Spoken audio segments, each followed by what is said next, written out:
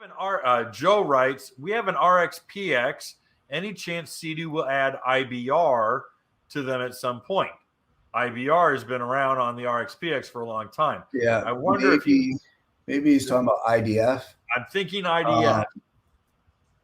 Probably not in the near future. And the thinking is the RXP-X, it could certainly be done, but you're adding a little bit of weight, not much, but a little bit of weight. And I mean, this is really like a race, or at least a racing mindset, not necessarily racing. I mean, it's like a Ferrari or a McLaren, or he's a high performance guy. You don't want. I mean, the same reason there's not a reboarding step on it. Again, you could add one, but it's really focused on ultimate performance. And you're probably, and this is a generalization because I know some people go into different kind of waters, but probably a lot of more in channels and open water than kind of getting into backwaters trying to fish, or getting into weedy type areas.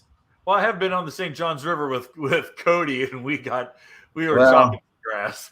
Yeah, I mean, there's a couple places in the south or along the coastal areas. But I get what you're saying, because again, I think the spirit of the RXP-X is lean and mean and being an aggressive performance watercraft, and that's a point of wear that you don't necessarily want on something like that.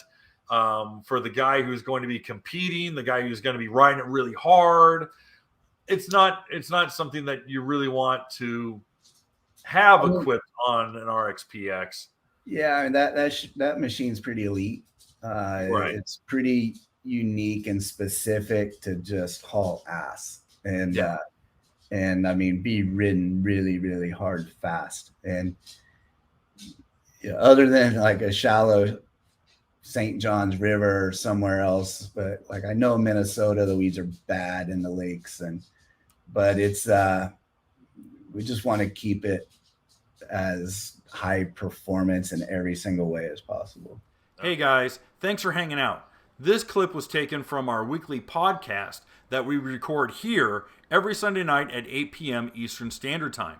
If you want to watch the whole video, you can go to the Watercraft Journal's YouTube channel, go to playlists, and then click on live sessions. You're going to see it there. Otherwise, go ahead and leave a like, a comment, and definitely subscribe to the channel. It helps us grow. And again, thanks again for watching our videos, and we hope to see you soon.